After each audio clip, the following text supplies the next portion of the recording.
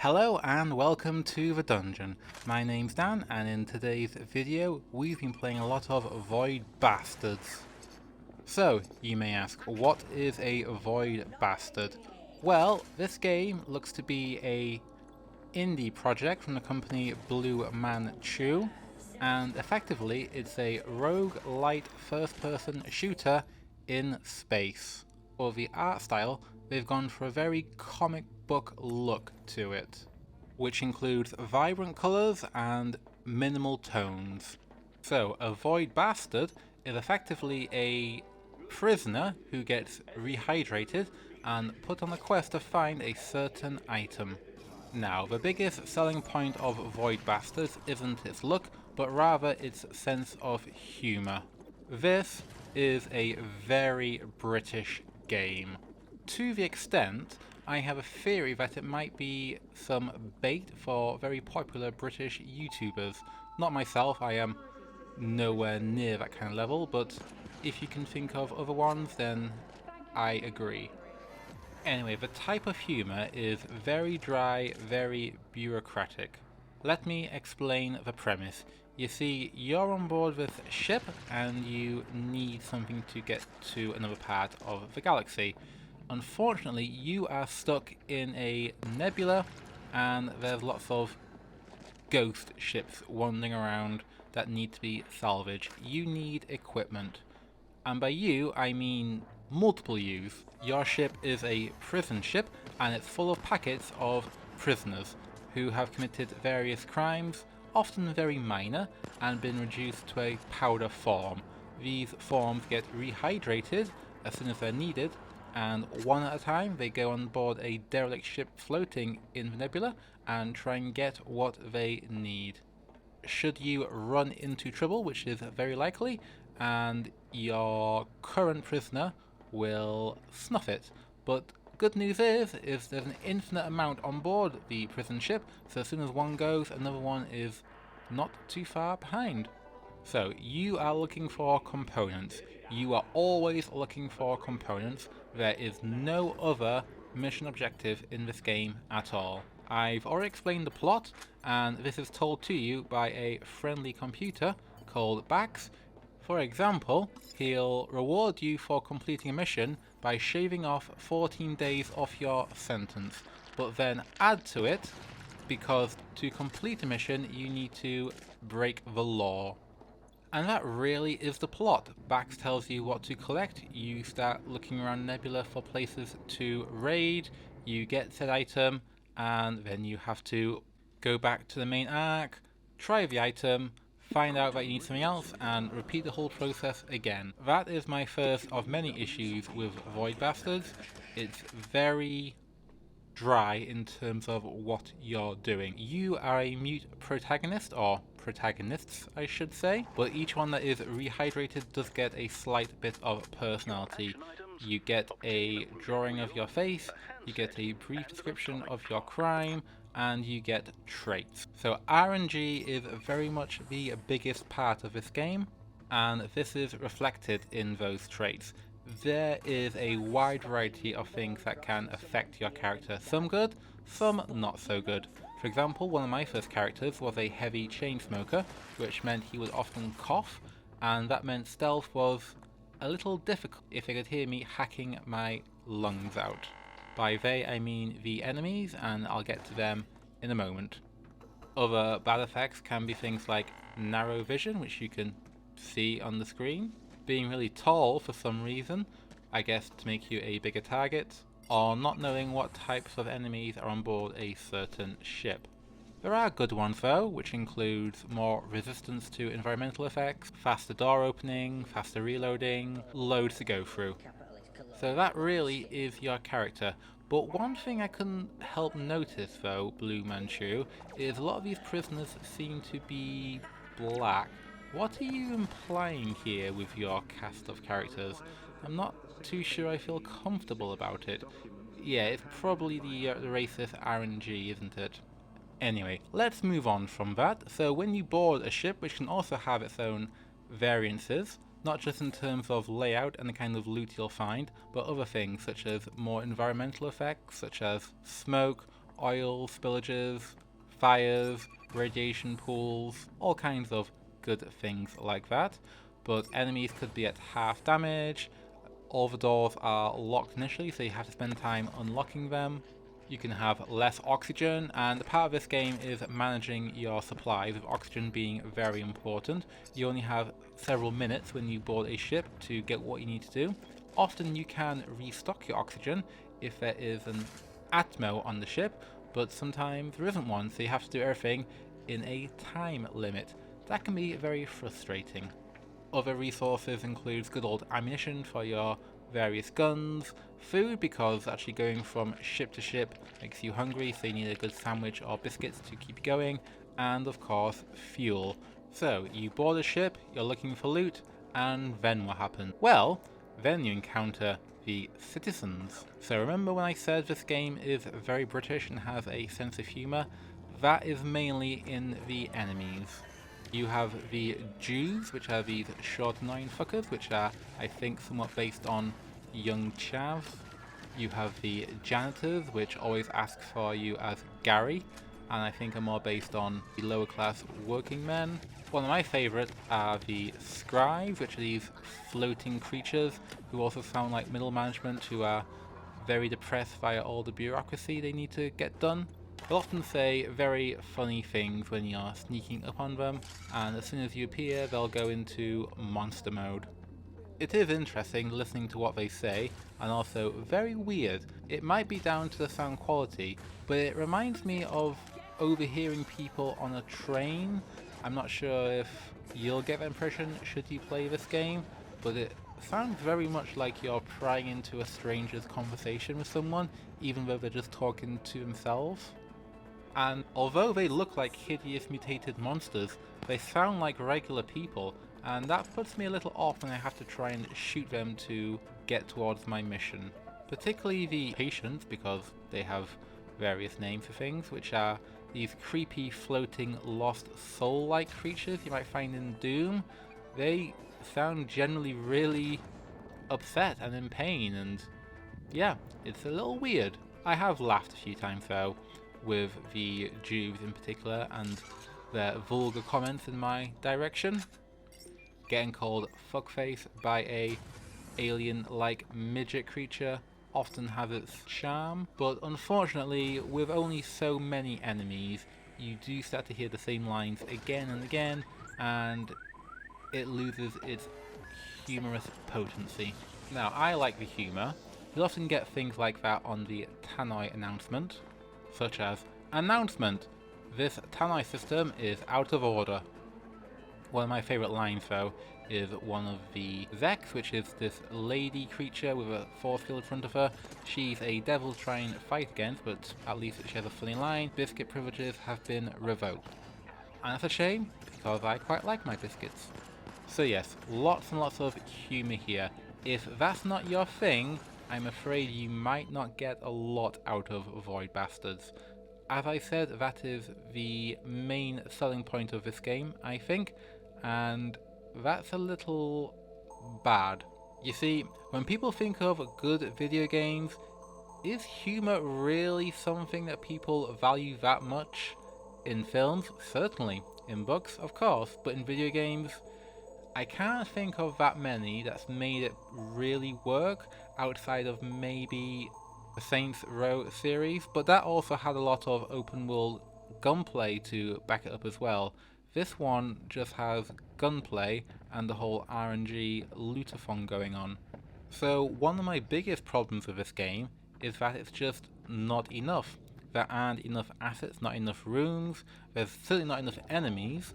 Once you encounter about 7 or 8 of them, any further ones are just reskins of previous ones, but tougher. At most, there's I think 15 pieces of equipment you can take with you to the ships, although you can only have 3 at most. A lot of these are upgradable though, but they don't seem to have a secondary firing mode, so you have to rely on what it does. This includes the standards of pistol, shotgun, which is now a staple thrower, a toxin sniper rifle, various grenades, and this robot cat, which will attract the enemy's attention and then explode on death. Very fun.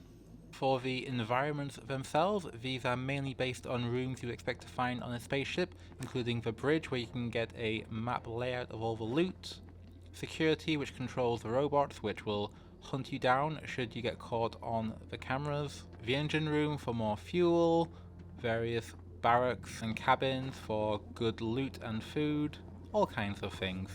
But there should be more, I'd say.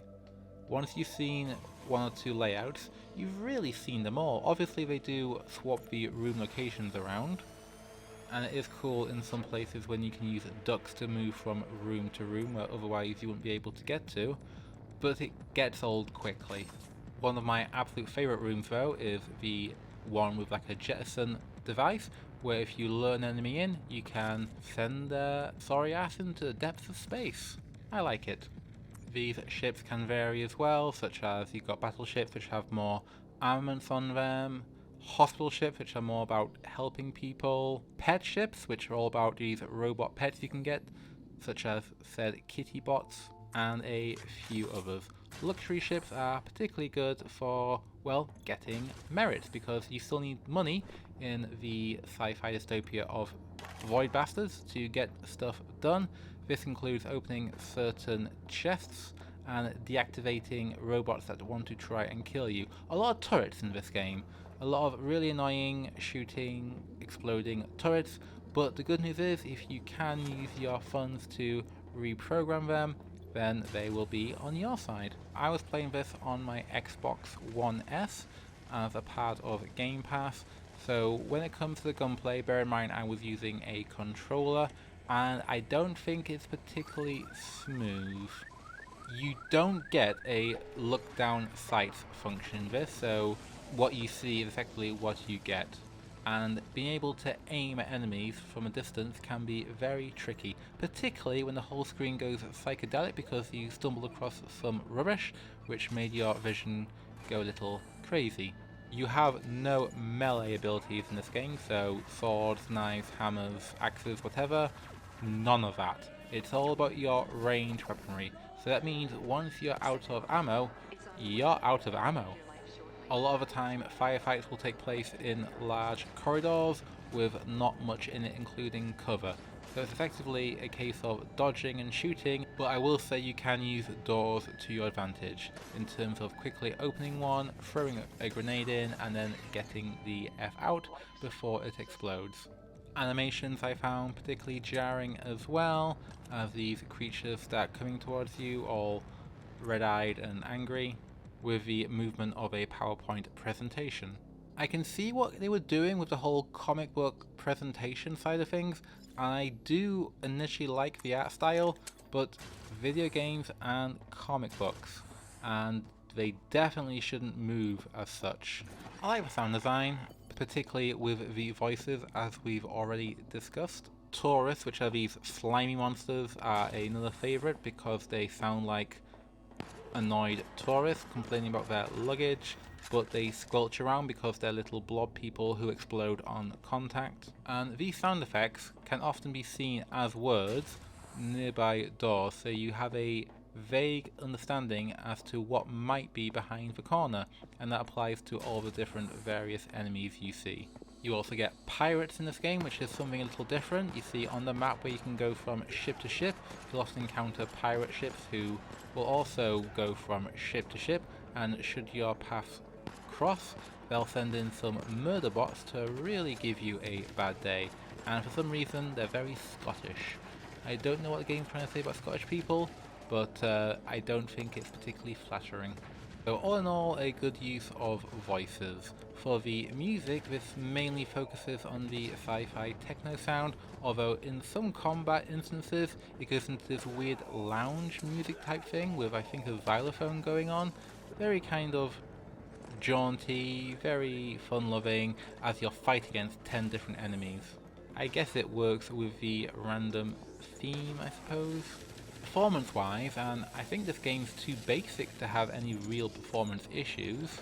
One bug I did notice though is that sometimes you can get enemies on your side as allies, but should they encounter another enemy which will inflict toxic on them, and then their vision goes all psychedelic and screwy, which means your vision goes all psychedelic and screwy. So you can be wandering around and then the whole screen goes into a hippie jam fest and you have no idea why. On the whole though, my main issue with this game is the RNG nature of it. This applies to a lot of the game mechanics, which means you can go onto one ship and it be quite a breeze, you're able to get some good loot, the item you need is literally in the next room and then you're done.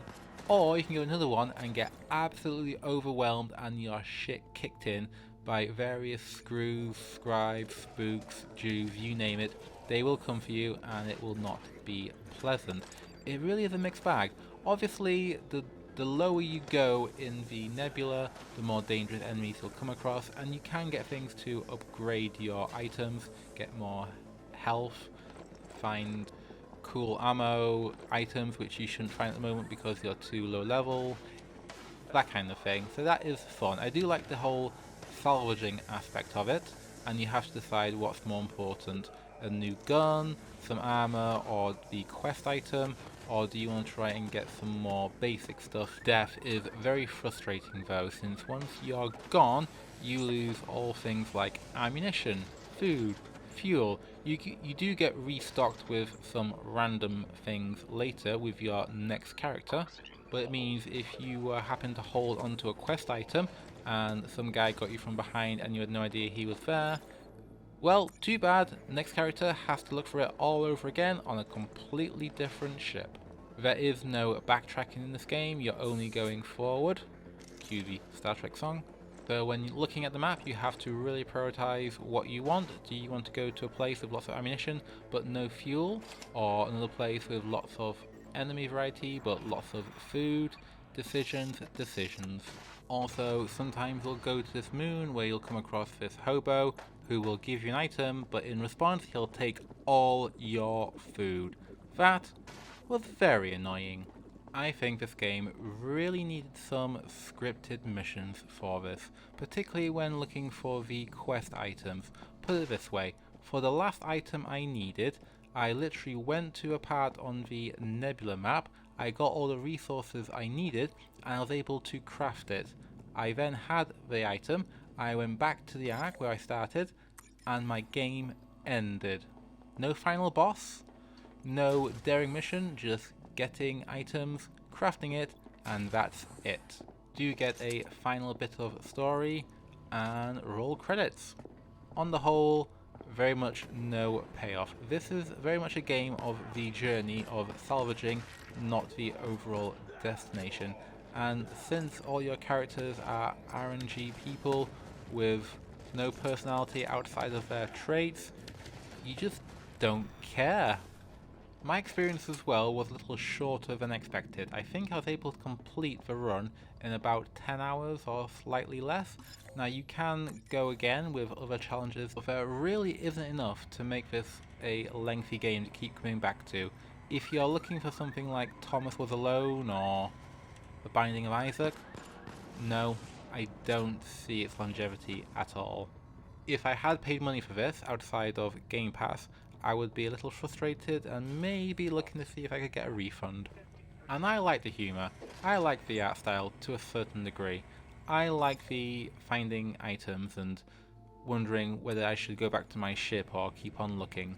I like the fun weapons, there just wasn't enough. For me, Void Bastards gets 3 out of 5. If this is your type of humour, and you like this type of gameplay, then yeah, get this game maybe when it's on discount. If not, then possibly pass. Anyways, thank you for watching this video. Please join me next time for probably my biggest mistake of my YouTube career so far, when I attempt to review I Love You, Colonel Sanders, a finger-licking good dating sim. Ciao for now.